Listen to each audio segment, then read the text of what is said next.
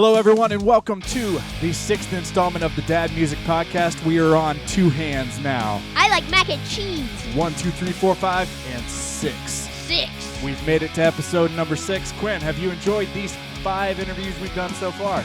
Yes, I have. All right, we're going to do a 6th one today. And he is eating mac and cheese for whatever reason I do not know. We're really excited about our guest. Our guest is Mr. Nate Parrish.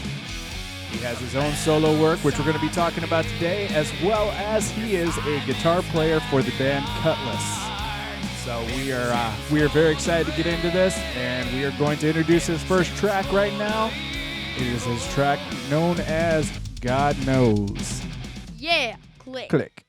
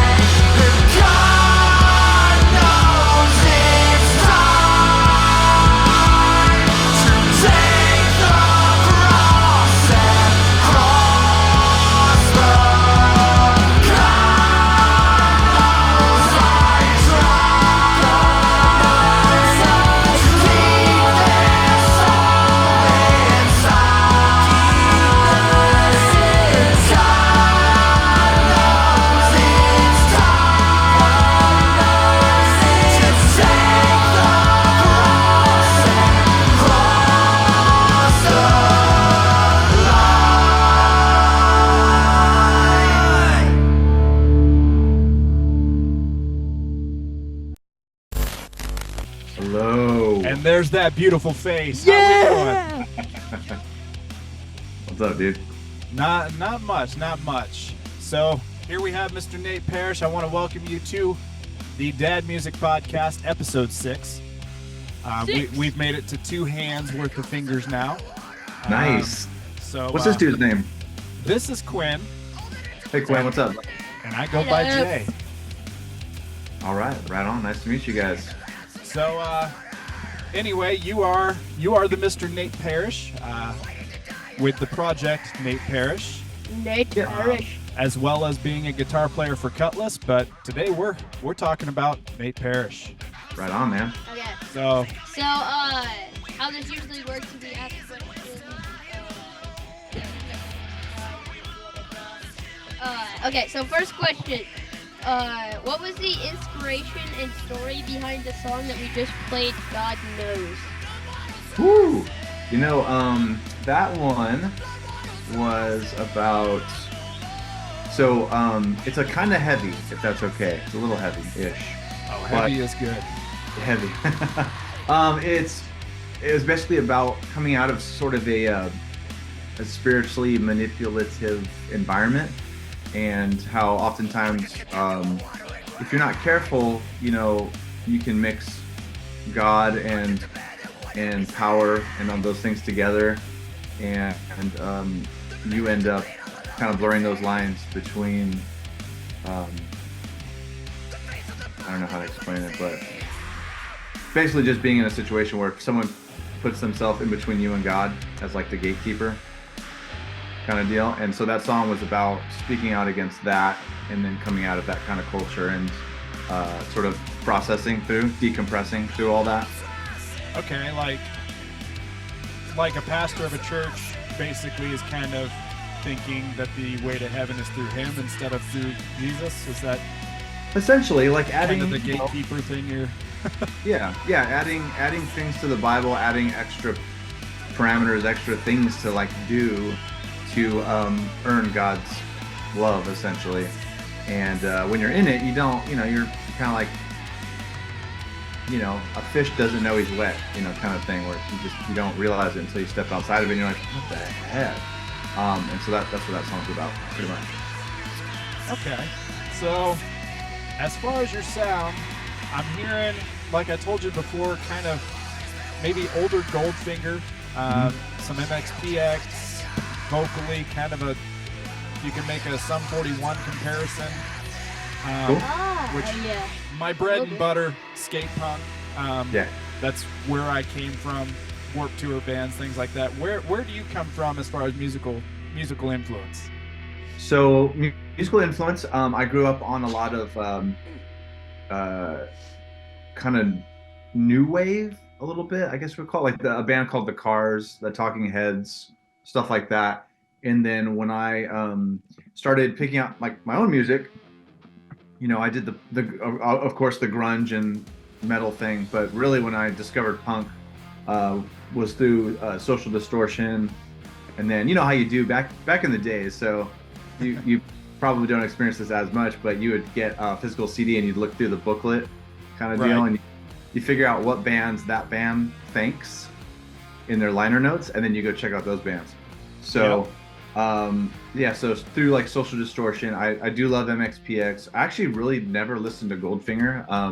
I've heard like their songs that everyone knows, like Superman and stuff like that, but never owned any Goldfinger. I do like Sum 41, but my favorite bands in that genre are like Social D. Face to Face is one of my all-time favorites. I do like a band called The Dangerous Summer. I actually don't know what they would fall into that category, but I like the old stuff like Ramones, Clash, Sex Pistols, all that kind of stuff. Well, it's not the first time the Ramones have been brought up on this podcast. Oh, dude, yeah, without the Ramones, we wouldn't be having this combo, I don't think. Oh, right. Okay. Next question. What is your job besides music? Isn't it like at a church? Yeah, I do. I work at a church. Me and my wife both work at the same church, and we have for a few years. I serve as creative director, so that can mean anything from leading worship to posting on social media, editing videos, doing graphics, all that kind of stuff. Awesome. Yeah. Well, I've shared with you. I've kind of worked in children's ministry here and there, and led worship myself, and it's definitely a great time. It's a different vein of music, obviously, but Yeah. it's something that I've always appreciated. In fact, Audio Feed Festival, I've kind of started this thing with my own stuff where I won't play my own set until I've played a worship set earlier in the week. Like, it's something that's just I'm convicted to do. So That's cool. Yeah, right on there. So do you have any favorite venues that you like to play? Ooh. Or any stories about any venues? It's kind of weird. Like, one of my, just this random memory that came up because someone else I played a show with Matt Baird from Spoken a couple weeks ago. He was talking about Minnesota and playing at a place called Club 3 Degrees, and it's in Minnesota. I remember really liking that. I played there on tour way back in like 2008, and one of the reasons I liked it is because they had their own like coffee bar downstairs, and if you were in a band, they gave you just free drinks. Oh, It's kind of a stupid reason to like a venue, but the venue was really cool. I think it's gone now, actually, but that place is cool. And I think of other venues. It's not really a venue, but the first time I played Creation Festival, I think was 2008, and we got to do a worship set on the main stage. There were so many people, it was nuts. ooh, Yeah, and so that, for me, that one stuck in my memory. We did, my first band, we used to do a lot of youth conventions. We did one in Pennsylvania, and that was a cool one because we did like it was a candlelight worship service. So seeing all the kids with they had actual candles. So quite dangerous, but it was really cool. About 6,000 kids there for that worship service. And so I don't remember the venue. It was in Hershey, Pennsylvania, but that was definitely a memorable one for me. yeah. I'm a big fan. I like the like dive bar punk venues. Yeah. I was a big fan of Foo Bar in St. Louis. Okay. I've seen several bands there. Red Flag in St. Louis. We're Midwest people. Yeah, of course. Reggie's in Chicago. One of my favorite places now. Okay, so now bringing up the fact of venues, what is your favorite venue to play? That's the one I just asked, but Oh. Sorry, wrong so as wrong line. We do have a really famous one here in Bakersfield called Jerry's Pizza, and Okay. it's like, tons of huge. Weezer played here. It's not big at all. It's like in a basement. I actually played there a couple weeks ago. I did like this punk folk acoustic thing, and so I do like those shows quite a bit. So you're leading worship, and the way I understand it, you kind of met Cutlass through leading worship. Kind of, yeah. So my first band was a band called Worth Dying For, and we were like a rock worship band. I was the screamer in the band, so we played a lot of like original worship stuff, and we would play in like drop tunings and things like that. And so we got on this thing called Creation Tour. So Creation Festival had this tour. They were like, let's take Creation Festival on the road. So it was eight bands, and we were on tour with them. And I just connected with specifically James, the guitar player from Cutlass.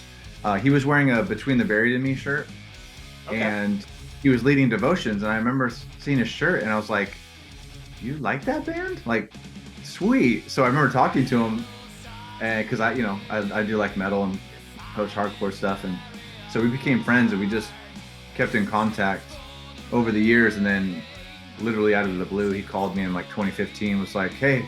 He called me, which is weird because we don't call, like dudes don't call each other that much. It's like text, or memes. But he called me. I thought that was weird, and he said, he just asked me, "Do you want to play in Cutlass?" I said, "Yep." It's like, yeah, I do. Communication of memes. Yeah, it's very effective. Yeah, so instant response, yes, before the question's even asked. It was a yes, and then I quit my job. So in preparation for this for this interview, obviously you and I haven't met in person, regrettably. Most of the interviews we've done, like, it's been somebody that I've actually had conversations with. So this is new territory on episode 6. In preparation, I actually watched you shared a podcast that you were on a couple weeks ago. Yeah.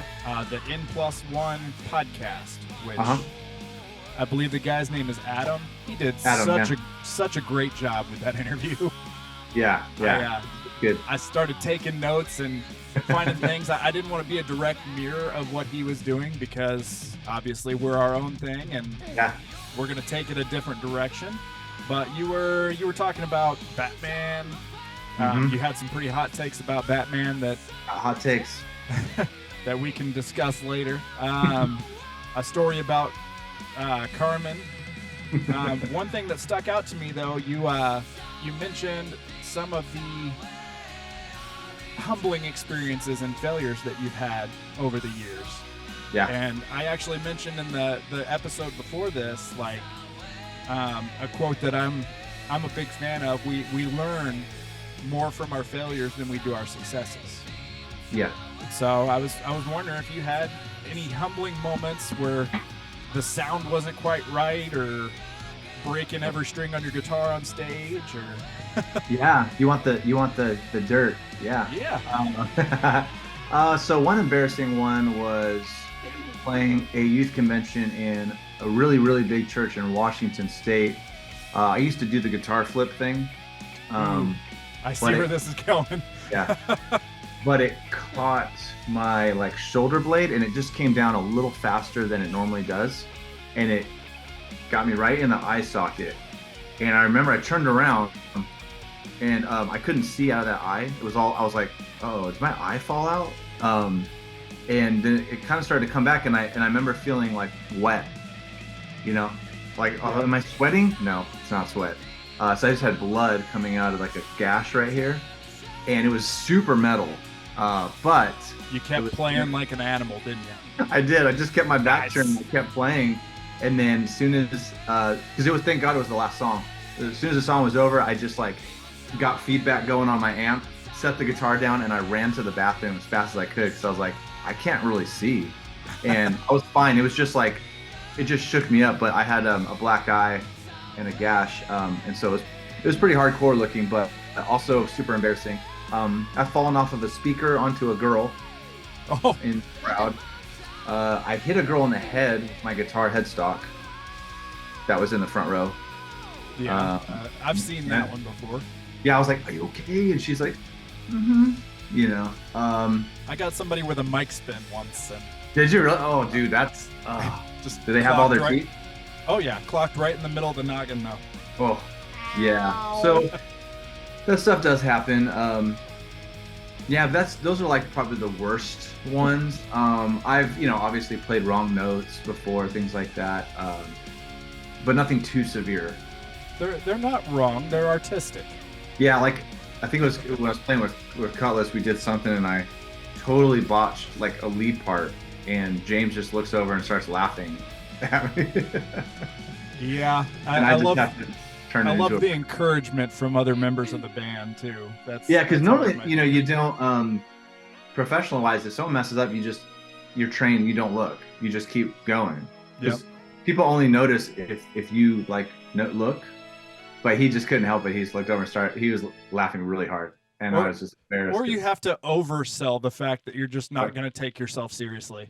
Yeah, so I just laughed and was like, yep, there it is. So. Okay, so you obviously like guitar a lot. I do. But do you have any special gear or anything that you need to have? Any endorsements to shout out? Any what's your rig like? I'm a nut myself. Okay. I'm not a super duper gearhead, but I play Reverend guitars. So I'm a Reverend artist, and I really like their guitars. If you haven't checked them out, you should. They're really cool. He said not. Well, he is sponsored. We're not. I'm not sponsored. Dude.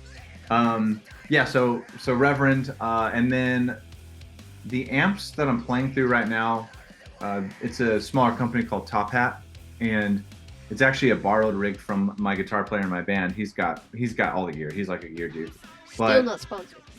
for You're fine. You're fine. Yeah. Don't gotta call But- it out every time. but not there's I think you can kind of go overboard with gear and pedals and things, and it kind of covers a lot of your not goodness, so I try to keep it simple. I've to, like- started to learn that. Yeah, If any of the cameras were showing directly to my left is just a spaceship of a pedal board, and I've started to kind of tone it back a little bit. Like, yeah, I want to be better than these are masking. So yeah. Yeah. Well, early on when I was kind of started touring and realizing like I have to be really good, like live. It's got to sound like the record, and so we would do these things where we would play through the songs on a clean tone, so nothing, and then we would play it in the room with all the lights off, so we couldn't basically look down at what we were doing. So it had to be like, it had to sound super clean because it was on a clean tone, which if you mess up one clean tone, it just sounds really bad. It sounds awful. And then also not looking. So really, really dialing in your muscle memory.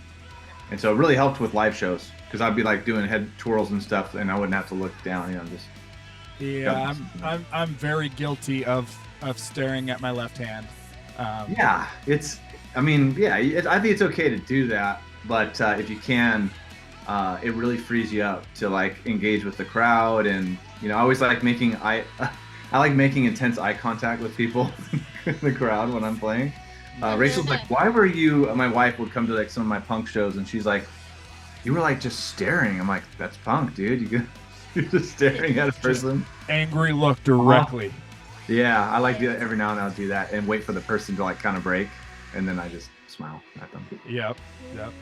So, in my worship experience, I used to play in the children's ministry at my church. Cool. And this is a long-winded question. So basically, the way that this typically works, we have an outline of things that we want to ask, and then whatever bunny trails happen, it just happens. Okay. So I used to play with the children's ministry, and there's this little guy there. His name is coincidentally also Nate. Oh, cool kid. And he has he has a disability that makes him nonverbal. He can kind of make excited, happy noises or whatever. I'm not going to attempt to diagnose anything, or I haven't really spoken about that diagnosis. Okay. But he is one of my favorite people that I've ever played in front of. Mm-hmm. He used to bring like little gifts. I've still got a keychain on my key ring. That's something he brought me from like Colorado one day. Mm-hmm. He used to come up and get really excited with me and the vocalists and everybody that just helped with worship, just because he was such a fan of music and appreciated us so much. Long-winded way of asking, are there any fans that you really have in your heart that's like somebody you look forward to seeing every time you make a round on tour? Or one of them is Emily. If you see this, what's up? The last time I played out with Cutlass, we were in Montana and got to see her. She had come to a bunch of shows over the years, even way before I joined the band.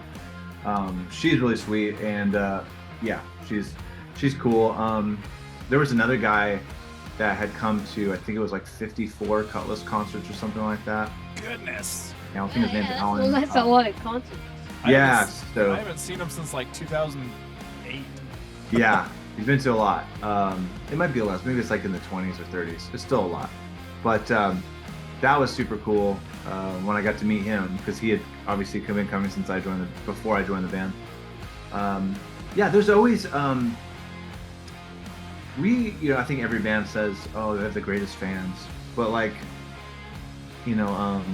specifically speaking about Cutlass, like the fans are really great. They're just super cool. And so, yeah, I love doing the meet and greet things and signing at the table and talking to people. I love that, hearing their stories. They're always kind of like, oh, I don't want to bother you. I'm like, no, I actually tell me the story, because sometimes you get really burnt out from, just playing the same songs over and over, or traveling or doing whatever. So when you hear those stories, it really does keep you going, Well, that kind of goes along with your story about Carmen that you brought up in that other cast. Yeah. I wasn't going to have you tell it, but since we're in that vein and talking about that, maybe you're that fan for him. So yeah, it seems crazy. If you don't mind sharing. Yeah. So I have friends that work at a radio station here in Bakersfield, and they said, hey, we got tickets to Carmen. You want to go? I'm like, what?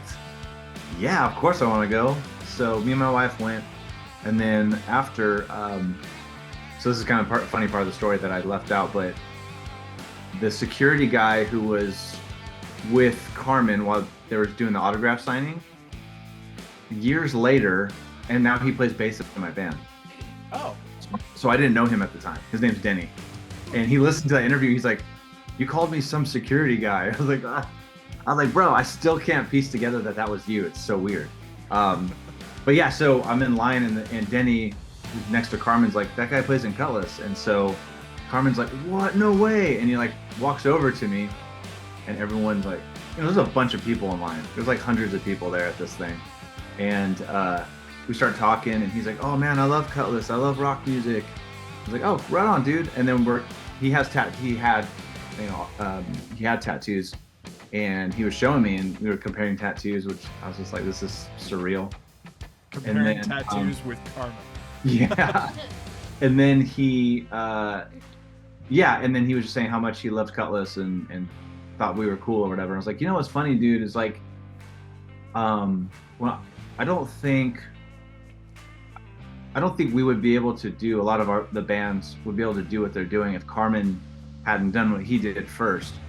Like back in the day when he was doing his thing, it was pretty out of the box for a Christian artist. Like he was filling up arenas, and like, yeah, he was doing it like as a really actual Christian artist, Oh, and yeah. I said, I think you laid a lot of groundwork for that next generation of bands, and so thanks for doing that. And he started to tear up, and I was like, and he's like, that means a lot. No one has ever said that to me. I was like, what? I said, bro, everyone should be saying that to you. And so we ended up talking for like, it felt like it was probably maybe about 8 minutes, but it felt like a really long time because everyone was waiting to get his autograph. And so finally the security people were like, all right, we should probably move it along. And Carmen was, like, oh man, yeah. So it was great to meet him. I got him, he signed a shirt for my friend. My friend Chris is a huge Carmen fan, so I got him a shirt signed. But it was pretty surreal. And then he ended up passing away a few years later. It wasn't too long after that. Right. So it was really cool. I got a picture with him somewhere. I'll repost it if I find it. So Quinn, Carmen is like the godfather of Christian rock music, basically. I mean, it was kind of more along the line of like harder gospel music. But yeah.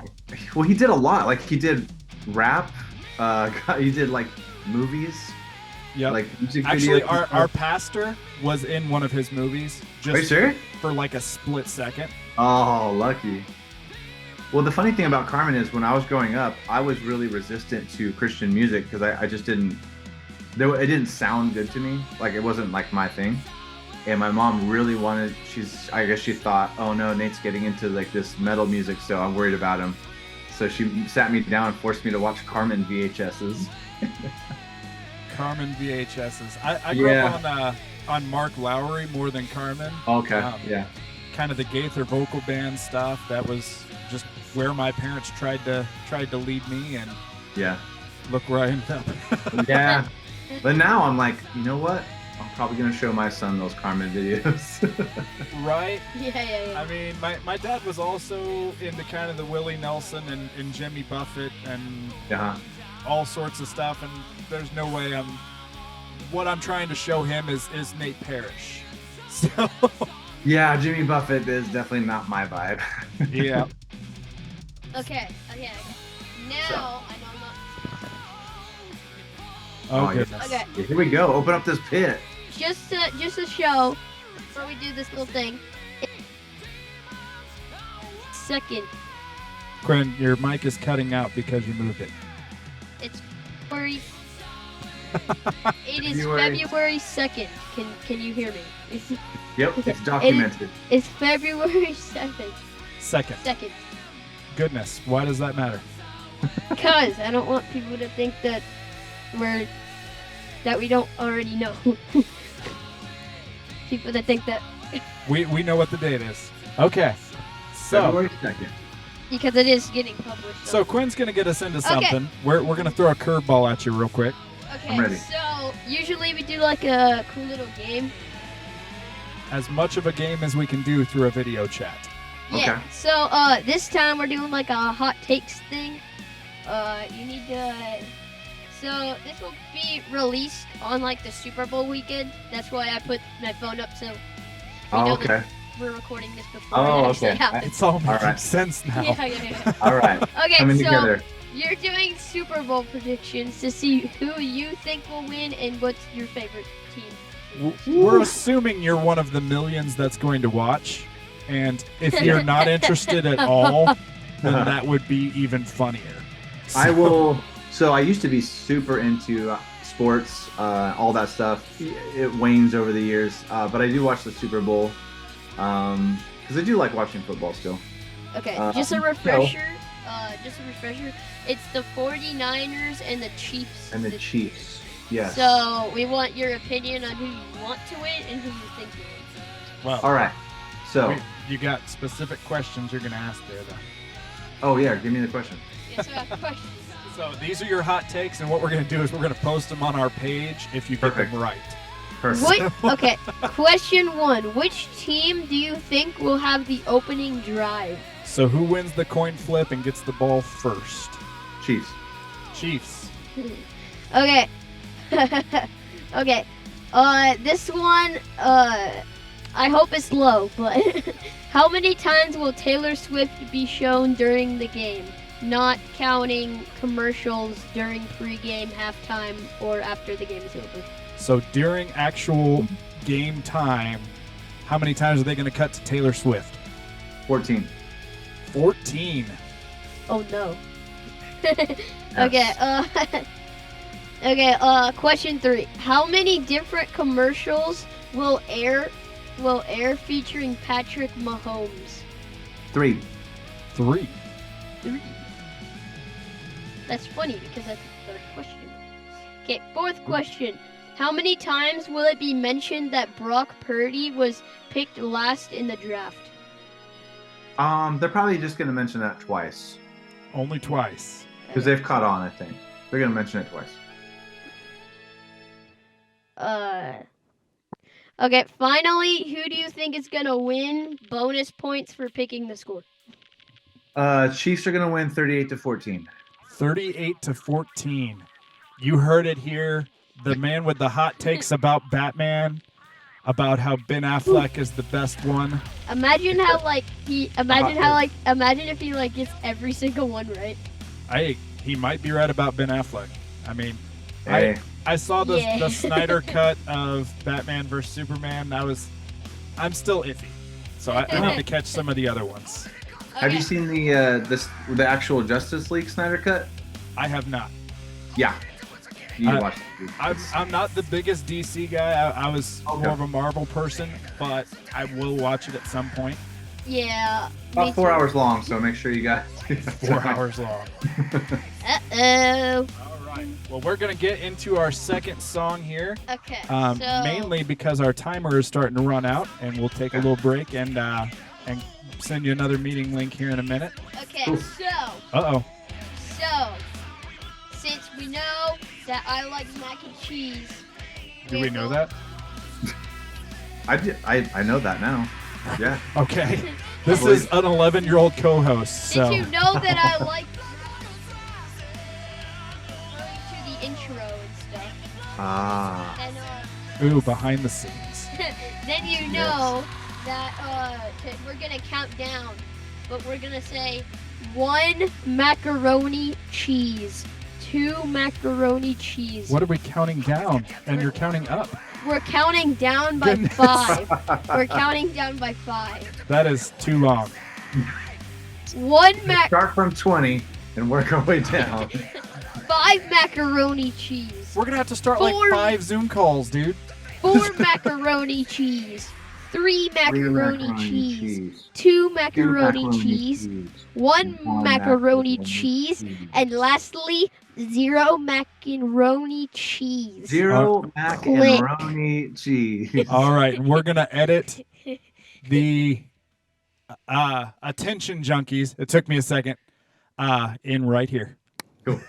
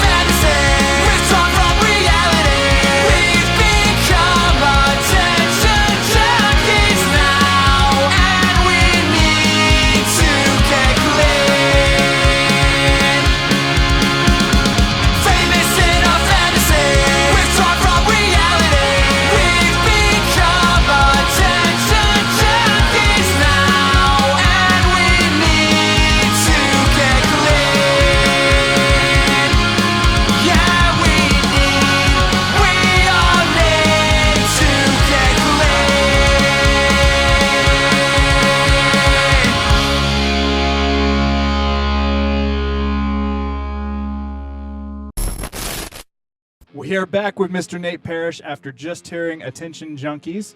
Quinn has a writing board Writing board! that says to subscribe. And he is going to attempt that gag again now that we are recording. Okay, All you right, gotta hurry. I'll give some genuine laughs. I'll pretend like I didn't see it. Genuine laughs. Okay. Is it? We need to redo. No, we're going right now. We're already back live on the cast. It's not live, but we're gonna edit it in. Come on, Quinn, subscribe. You don't know how to Subscribe. spell. While you guys are waiting, why don't you go ahead and hit that subscribe button and click the bell for notifications and follow the playlist. What's your playlist called? The Dad Music Podcast playlist. Love it. And it has about 7 hours worth of music on it right now. If you put it on, Whoa. shuffle mode, you get a lot of interesting stuff from spoken word to Mr. Nate Parrish to Raven Hill, Cool. all Right sorts on. of stuff. Sounds rad. And basically, we're gonna make it a giant collective of everybody that comes on here and all of their stuff all in one place. Okay, now that Quinn has subscribed, what can you tell us about Attention Junkies? That name, for whatever reason, is getting me tonight. It's pretty self-explanatory. It's I'm everyone- back. What's up, dude? Everyone knows the kind of, the way social media works and the way everyone's got a platform. Everyone's sort of become addicted to dopamine hits and things like that. It really is, and it's for myself just as much as anyone else. Like, I have to really notice that I'm like, wow, I picked up my phone 8 times in the past minute for no reason at all, and because it's programming, and realize that, man, we gotta unplug from some stuff because life is happening in front of us, and we think it's really important to post things and do this and that, but at the end of the day, it's like, it's not worth the sacrifice of your friends and family and all that, time Yeah. that you spend. Yeah, So, I sometimes feel like we're too focused on like taking pictures and like posting it and stuff to actually enjoy the thing that you're posting about. yeah, Like you're right. you're too busy just like holding the camera in front of your face, not really focusing on anything. It's like going to a you're- concert and like, And you're like, oh, I'm having so much fun, but you're not really having that much fun because you just paid attention to your phone. right. Yeah, you're right. Do you take pictures of your mac and cheese before you eat it? Post it for the gram? I wish. Don't. Thank you for giving me ideas. No, I was gonna say, don't do it. Thanks a lot. I'm a bad parent. No, but that's the general idea. Yeah. Awesome. Yeah, it's definitely something.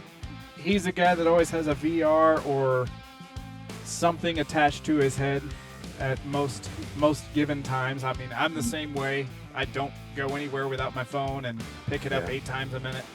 Yeah. But that's also a good networking tool for musicians and for podcasters and booking stuff and Yeah. It's a finding double-edged new sword. stuff. sure. Subscribing to It's actually pronounced subscribe. Yeah, it's Subscribe. pronounced subscribe. okay, and subscribing to podcasts and playlists and Yeah, it's a double-edged sword. It's definitely a tool you can use, but it's very easy to be controlled by. Yeah. Okay. Pick it up. Now, since we just played the song Attention Junkies, what's the story, the lore, the inspiration, and do you have any fun stories about playing it?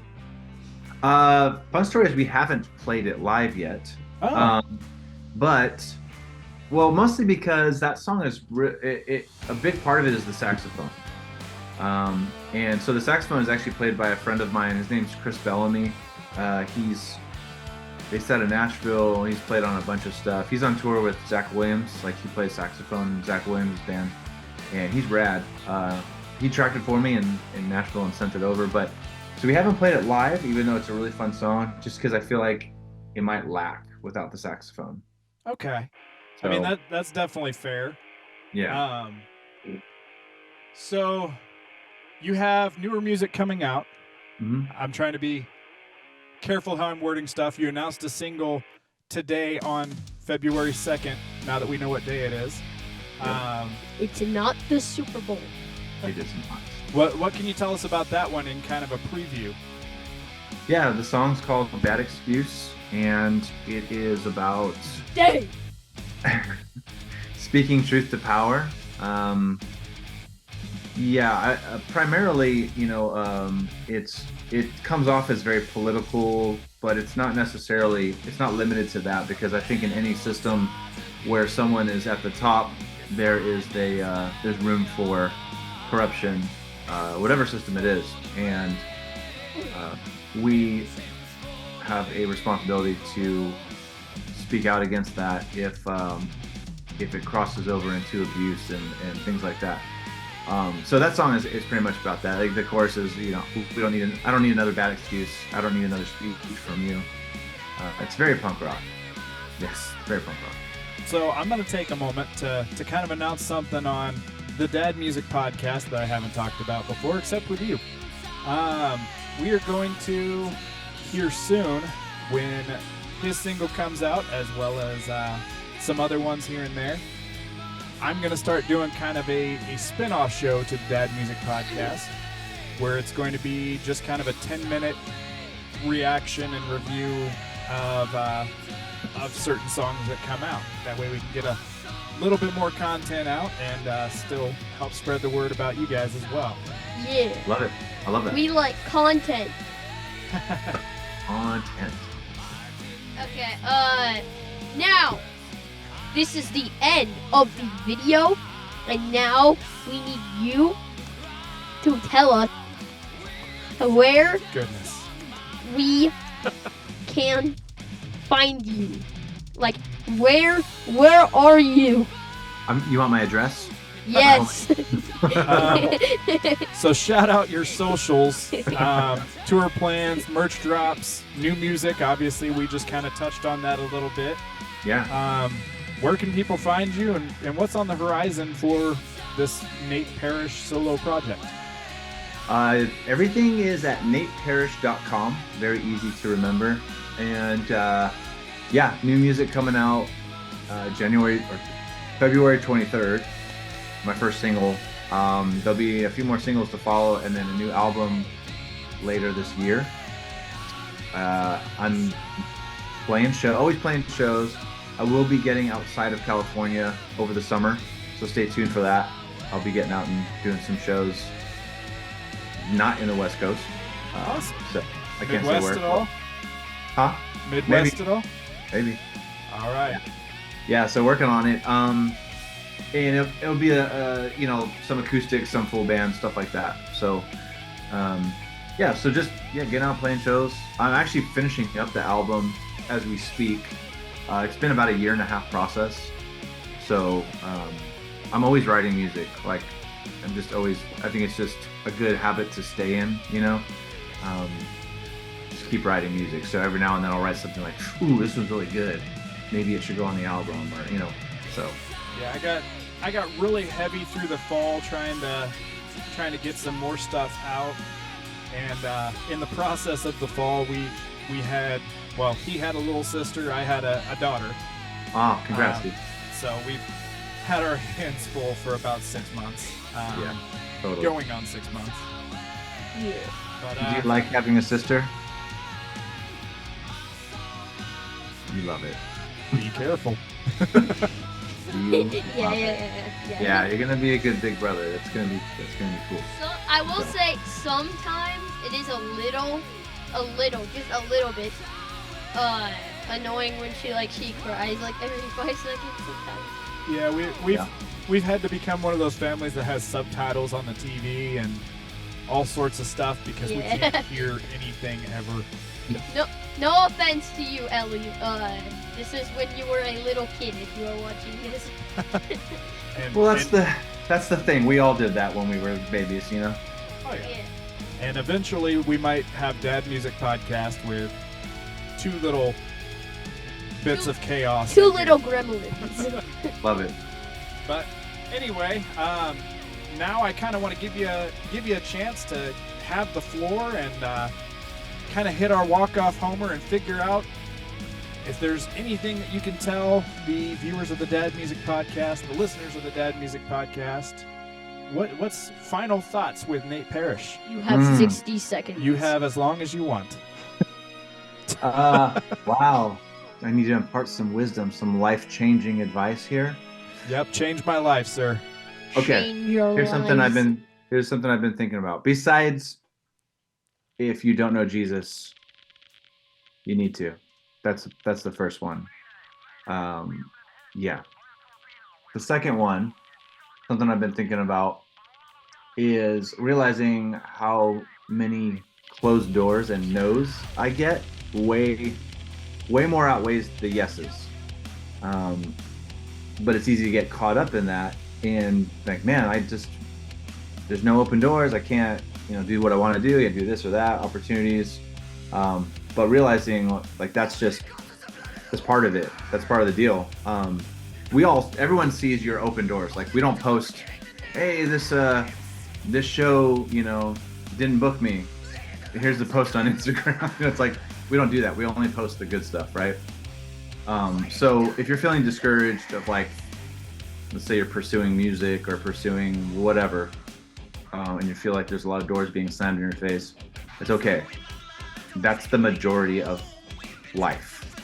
Being an artist or doing something creative, podcasts, all that stuff. It's most of the time it's an uphill battle, but it does shape you and build resilience. And so when you do have those victories, it doesn't give you an inflated ego as easily because you're like, wow, there's one, a lot of no's, but the yeses are that much sweeter when you get them. So just a bit of encouragement if you're feeling like things aren't going your way. That happens to everyone. Yeah, Every 100th every time is level. the charm. Yeah, 100th time is the charm, as I like to say. That's a good one. Or maybe 1,000th or millionth, but as long as Well, you yeah. make it to that millionth, you'll make it. Yeah.